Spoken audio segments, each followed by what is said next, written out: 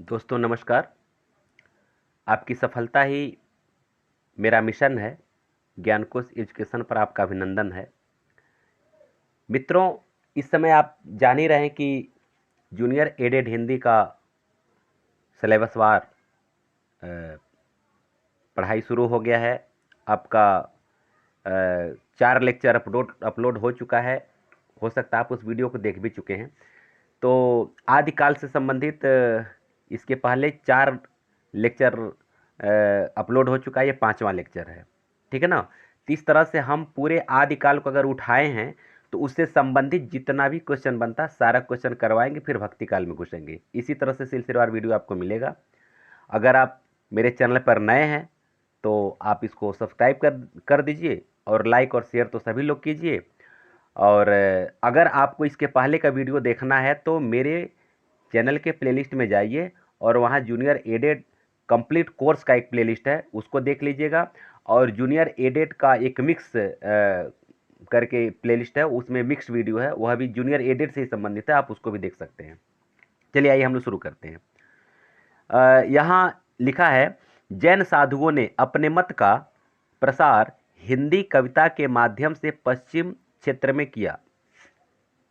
तो प्रश्न यहाँ से बन सकता है कि जैन साधुओं ने अपने मत का प्रसार किस क्षेत्र से किया, तो पश्चिमी क्षेत्र से किया, ठीक है ना। जहाँ प्रश्न बनने वाला है संभावना, वहाँ मैं आपको इंगित भी कर दूंगा। रास काव्य परंपरा में प्राचीनतम ज्ञात ग्रंथ जो है वह क्या है? रिपुदारण रास है, ठीक है ना। रिपुदारण रास। और डॉक्टर दशरथ ओझा ने इसका समय कब बताया है? 905 ईस्वी। यहाँ से एक प्रश्न बन सकता है कि रास काव्य परंपरा का प्राचीनतम ग्रंथ कौन है? नाम भी पूछ सकता है, या फिर इसका समय भी पूछ सकता है, या ये पूछ सकता है कि मतलब सबसे प्राचीनतम ग्रंथ रिपुदारण रास को किसने माना है। तो एक ही वाक्य से आपका 3 प्रश्न बनेगा, ठीक है।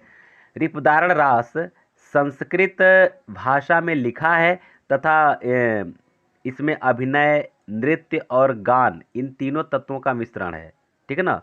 तो भाषा पूछा जा सकता है, यहाँ से एक प्रश्न बन सकता है कि रिपुदारण रास जो है किस भाषा में लिखा गया है, और इसमें किन तत्वों का मिश्रण है, यह भी पूछा जा सकता है। तो आप इसको एक बार थोड़ा सा ध्यान दे दीजिएगा कि अभिनय, नृत्य और गान, इन तत्वों का मिश्रण है। जिनदत्त सूर्य द्वारा रचित उपदेश रसायन अपभ्रंश भाषा का सर्वप्रथम रास ग्रंथ है, ठीक है ना। तो जिनदत्त सूर्य, यहाँ से बहुत अच्छा प्रश्न आपका बनेगा। उपदेश रसायन अक्सर कई परीक्षाओं में पूछा जाता है, और इसके नीचे कुछ ऐसे प्रश्न भी मिलेंगे इसी वीडियो में कि जो विभिन्न परीक्षाओं में पूछे गए हैं, मतलब वो स्पेशली इसी टॉपिक से, मतलब आपका जो जैन साहित्य से ही जो है मिलेगा, ठीक है। इसलिए वीडियो अंत तक आप जरूर देखिए। अपभ्रंश भाषा का दूसरा रास या रासक काव्य अब्दुल रहमान द्वारा रचित संदेश रासक है, ठीक है ना। क्या है? संदेश रासक। यह अपभ्रंश का ये दूसरा रास ग्रंथ है, ठीक है। आगे बढ़िए।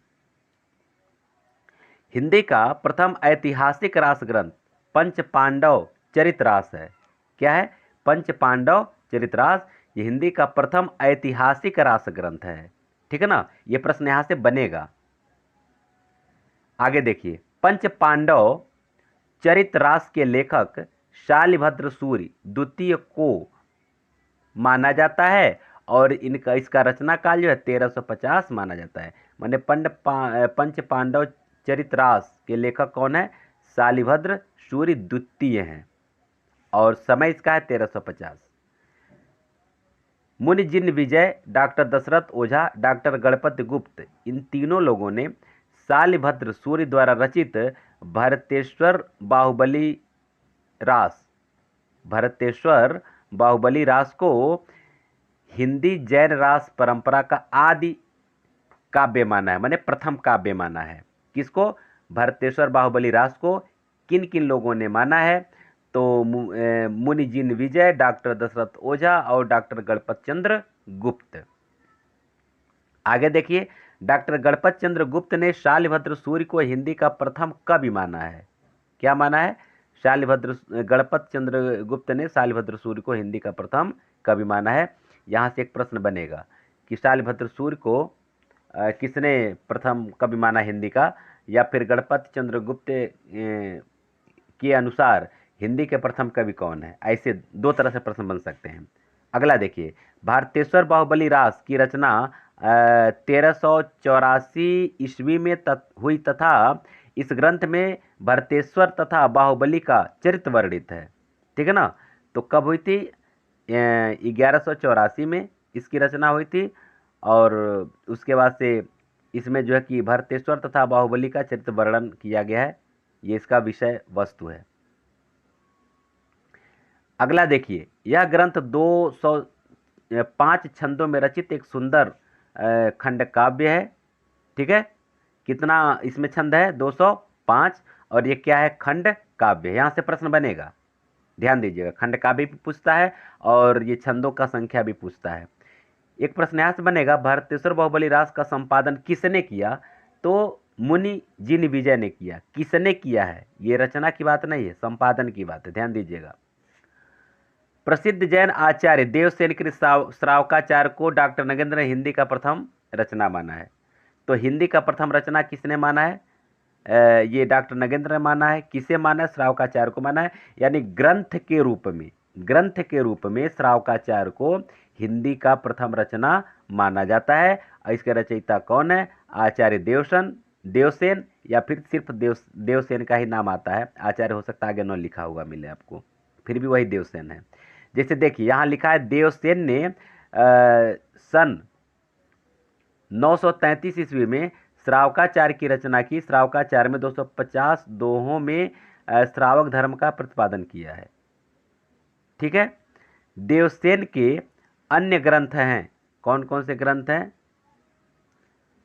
यहाँ देखिए, नय चक्र, दर्शन सार, भाव संग्रह, आराधना सार और तत्वसार तथा सावय धम्म दोहा, ये देवसेन के ये अन्य ग्रंथ माने जाते हैं। ठीक है। शालिभद्र सूर्य को बुद्धिरासक नामक ग्रंथ का संग्रह उनके शिष्य शिव ने किया था। शालिभद्र सूर्य का जो बुद्धिरासक नामक ग्रंथ है, जिनका अन्य ग्रंथ है, वह उनके शिष्य किसने किया था? शिव ने किया था। आसगु नामक कवि ने जालौर में लगभग 1200 ईस्वी के आसपास 35 छंदों का एक लघु खंड काव्य चंदन बाला रास नाम से लिखा। देखिए, इसमें से कितने प्रश्न बनेंगे? बहुत शानदार प्रश्न बनेंगे। चंदन बाला रास के रचयिता तो आशग हो जाएगा। ठीक है ना। ये आशग कहाँ से संबंधित हैं? तो जालौर से। कब इनका समय रहा है? लगभग 1200 ईस्वी रहा है। कितने छंदों का प्रयोग, मतलब चंदन बाल रास में कुल कितने छंद हैं? तो 35 हैं। तो इस तरह से इतने प्रश्न बनेंगे। कम से कम 5 प्रश्न बन सकते हैं यहाँ से। ठीक है। आगे देखिए, आशगु ने जीव दया रास नामक एक अन्य ग्रंथ की रचना की है। क्या नाम है दूसरा ग्रंथ का इनका? जीव दया रास। अगला देखिए, जिन धर्म सूर्य ने 1209 ईस्वी में स्थूल भद्र रास की रचना की। कब? 1209 में स्थूल भद्र रास। ठीक है। आगे देखिए, स्थूल भद्र रास में रचयिता का नाम जिणधाम मिलता है, जो जिन धर्म का ही पर्याय समझा जाता है। क्योंकि स्थूल भद्र रास के रचयिता जिन धर्म है, तो जिणधाम मिलता है। ठीक है ना। तो जिणधाम या फिर जिन धर्म, ये दोनों एक ही हैं, एक दूसरे का पर्याय समझा जाता है। अगला देखिए, विजय सेन सूरि ने रेवंतगिरी रास की रचना 1231 ईस्वी के आसपास की। यानी रेवंतगिरी रास की रचना कब प्रकाशित हुई? 1231 ईस्वी के आसपास। और इसके रचयिता कौन है? विजय सेन सूरि। तो इस तरह से 3 प्रश्न बन सकते हैं यहाँ से। रेवंतगिरी रास में जैन तीर्थ रेवंतगिरी तथा तीर्थंकर नेमिनाथ की प्रतिमा के महत्व का प्रतिपादन ऐतिहासिक एवं पौराणिक इतिवृत्ति तथा प्राकृतिक सौंदर्य के आधार पर किया है। किया गया है, ठीक है ना। तो ये आपको जानना जरूरी है। और रेवंत गिरिराज 4 कड़वकों में विभक्त है, ठीक है ना, 4 कड़वक में विभक्त है। पूछता है कि यह कुल कितने कड़वक में विभक्त है। दोस्तों वीडियो कैसा लगा कमेंट करके जरूर बताएंगे, और किसी प्रकार का वीडियो आपको चाहिए तो भी आप हमें बता देंगे। साथ में लाइक शेयर और सब्सक्राइब करना मत भूलिए। चलिए आगे देखिए। रेवंत गिरिराज की ही भांति कवि पल्हड़ द्वारा रचित आबू रास 1232 ईस्वी में भी जैनियों के प्रसिद्ध स्थान आबू मंदिर का वर्णन किया गया है, ठीक है ना। रेवंत गिरिराज की ही भांति कवि पल्हड़ द्वारा रचित आबू रास, यानी आबू रास किसका है, कवि पल्हड़ का है। समय इसका क्या है 1232, और प्रसिद्ध स्थान क्या है आबू मंदिर। आबू मंदिर का वर्णन यहाँ किया गया है। आगे देखिए। मुनि सुमित गण ने नेमिनाथ रास में जैन तीर्थंकर नेमिनाथ के चरित्र का अत्यंत सुंदर वर्णन किया है संक्षेप में। और नेमिनाथ रास की रचना 1213 ईस्वी के में हुई, और इसमें कितने छंद है, कुल 58, ठीक है। आगे बढ़िए। चौपाई छंद में 12 मासा का वर्णन विनय चंद्र सूर्य द्वारा रचित नेमिनाथ चौपई से माना जाता है, ठीक है ना। चौपाई छंद में 12 मासा का वर्णन। क्लियर है। तो दोस्तों इस तरह से ये इतना टॉपिक आपका जैन साहित्य से रहा। अब आपको जैन साहित्य से संबंधित कौन कौन से प्रश्न विभिन्न परीक्षाओं में पूछे जाते हैं, तो आपका एक तरह से प्रैक्टिस सेट भी हो जाएगा, और इससे संबंधित जो मुख्य प्रश्न है उस पर आपका ध्यान भी मैं आकृष्ट कराना चाहता हूं। तो ध्यान से देखिए। इसका पीडीएफ भी आप हमारे टेलीग्राम चैनल से प्राप्त कर सकते हैं, उसका लिंक इसी वीडियो में नीचे है, ठीक है। और भी वीडियो देखना है तो आप मेरे प्लेलिस्ट से देख सकते हैं, और कुछ का लिंक डिस्क्रिप्शन में भी है, आप वहां से देख सकते हैं। पहला प्रश्न देखिए। उपदेश रसायन रास के रचनाकार हैं, यह कहाँ पूछा गया है। देखिए हायर एजुकेशन एग्जाम 2015 में पूछा गया है, और इसका उत्तर क्या हो जाएगा, जिनी दत्त सूरि। माने उपदेश रसायन रास के रचयिता कौन है, जिनी दत्त सूरि। अगला क्वेश्चन देखिए, दूसरा क्वेश्चन। चंदन बाला रास अभी आप पढ़े हैं, यह कहाँ पूछा गया था, कब पूछा गया था, तो यूपी पीसीएस जीआईसी 2017 में पूछा गया था। देखिए बहुत अच्छा प्रश्न आपके सामने है। केवल वहां से आप थोड़ा सा ध्यान केंद्रित कर देंगे ना, तो जैन साहित्य आपका पूरा का पूरा कवर है मान के चलिए। और इसका उत्तर क्या है, डी, यानी कि आसगु कवि। इसके ऊपर आप पढ़े भी हैं कि चंदन बाला रास के रचयिता कौन है, ठीक है। चंदन बाला रास किसकी रचना है, तो देखिए चंदन बाला रास किसकी रचना है, ये कब पूछा गया है, तो UP PSC degree college exam 2013 में ये पूछा गया है। और देखिए चंदन बाला रास यानी कि इसका उत्तर डी दिया है, यानी आसगु। क्लियर। अगला प्रश्न देखिए। रचना काल के दृष्टि से निम्नलिखित कृतियों का सही अनुक्रम है, तो देखिए यहाँ उत्तर दे रखा है, और आपका कब पूछा गया ये भी दे रखा है।